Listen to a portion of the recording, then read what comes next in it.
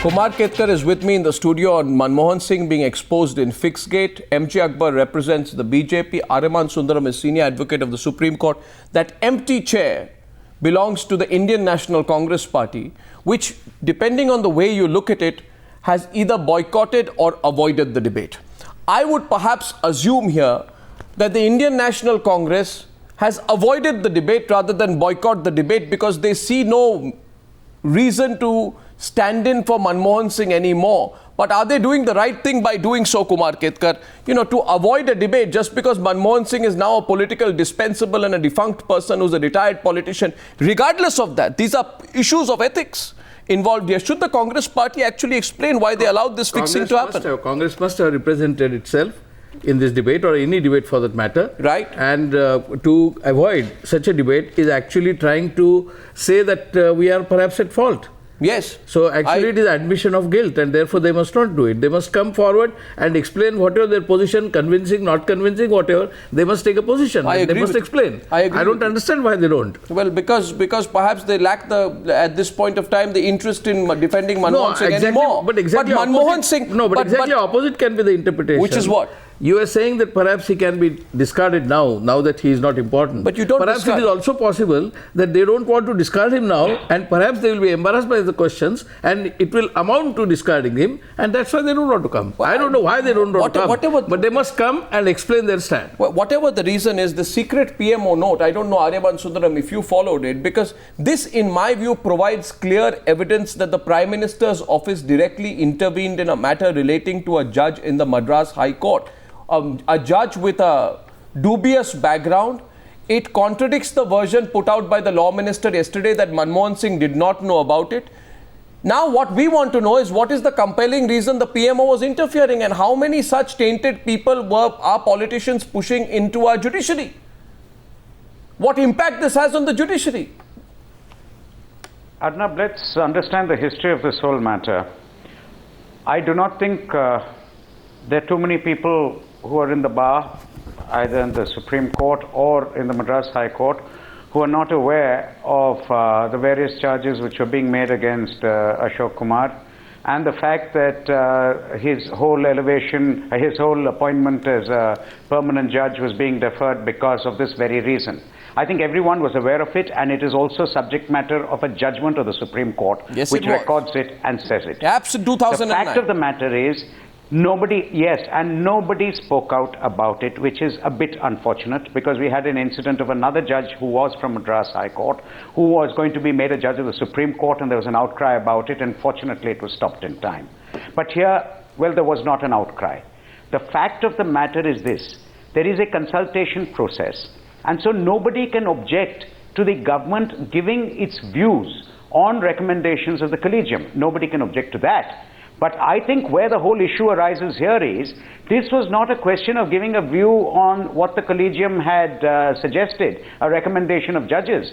This was a case where a judge the collegium suggested ought not to be confirmed, and he should cease to be a judge because he was corrupt. Serious allegations of corruption. Yes. And in such a matter, if the government, and no less than the Prime Minister's office, is to interfere, I am not for a second saying the government cannot give its views, the Prime Minister's office cannot give their views.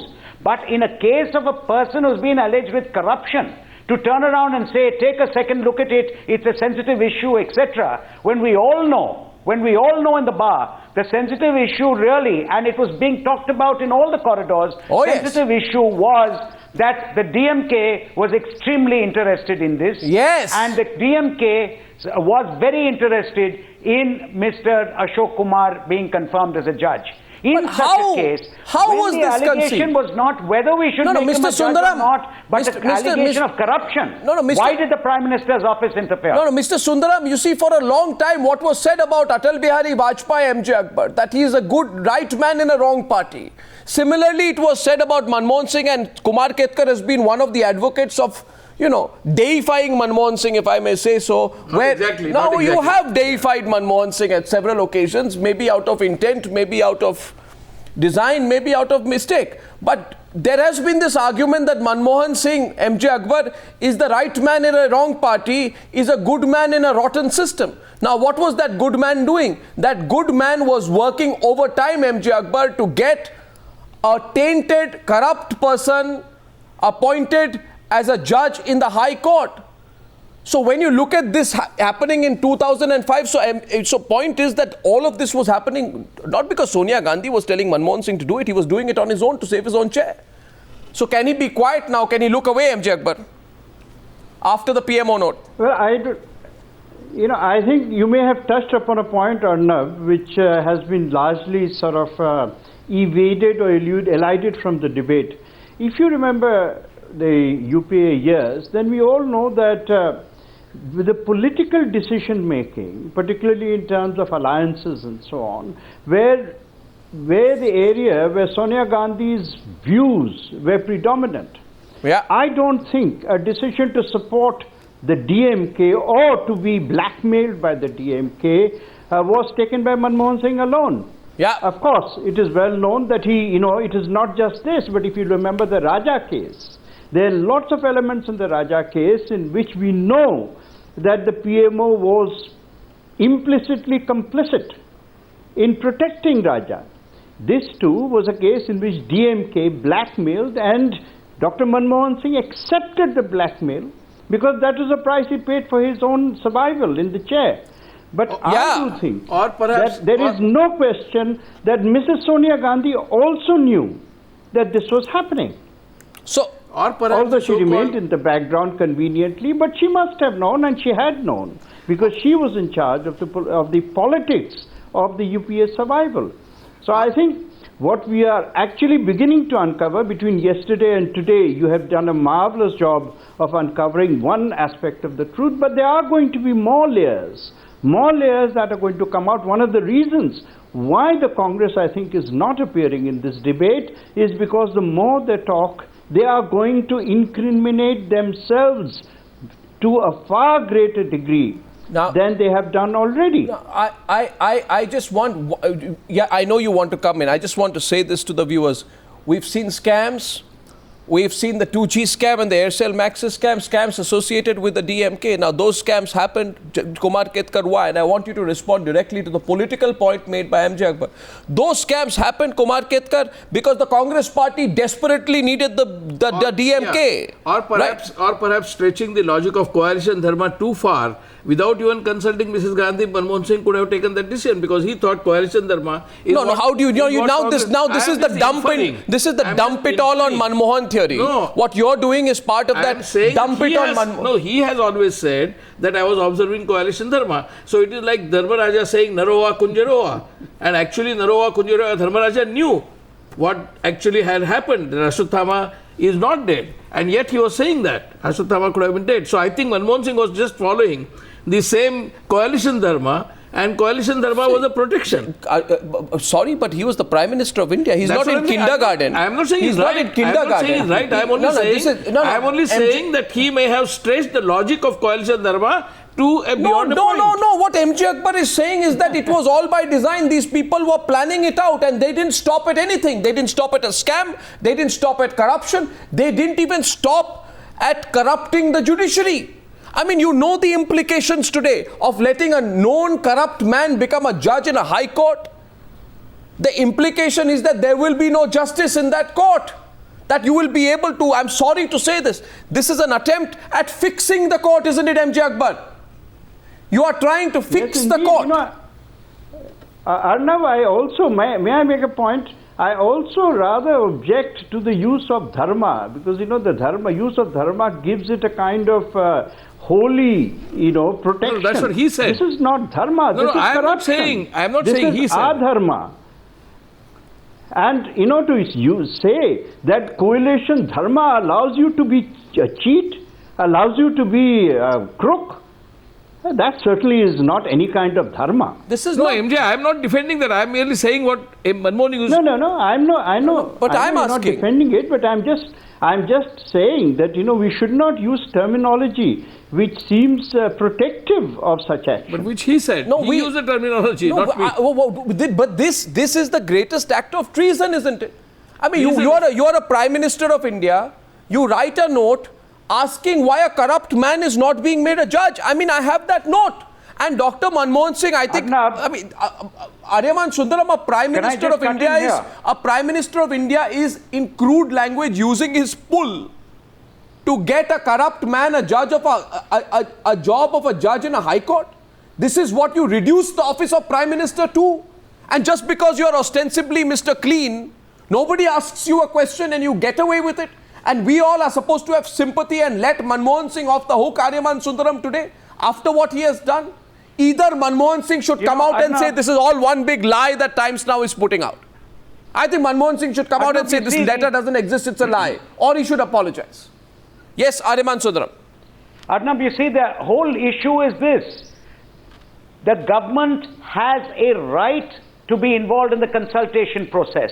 The government has a right to consider what is recommended by the collegium, give their comments on it, send it back to the collegium. But I ask myself, look, here is a case where they have not where they're suggesting a name where the government has some doubts, or not suggesting a name and the government says, why have you not? This is a case where not one, an entire collegium, the Chief Justice of the High Court, everybody, the IB, has said the man is corrupt. If that be the case, I ask myself, how can the PMO still say, consider him? And I understand if it was some other reason, saying the man does not appear to be healthy, he does not appear to be... No. He's not delivering judgments in time. I can understand something like that. But not when you say the man is corrupt and you say, forget it, put him in, have him there. And I ask myself then, why did the collegium still do it? And we also ask, is this what Manmohan Singh's clean record was?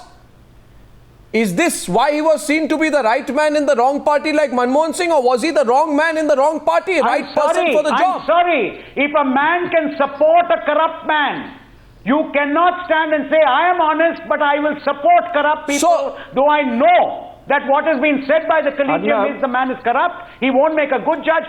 Arnab, do not forget that a judge has the power of life and death over people. Yes, absolutely. The law which they declare is the law of the land. I agree with you. In such an institution, corruption is the most heinous crime.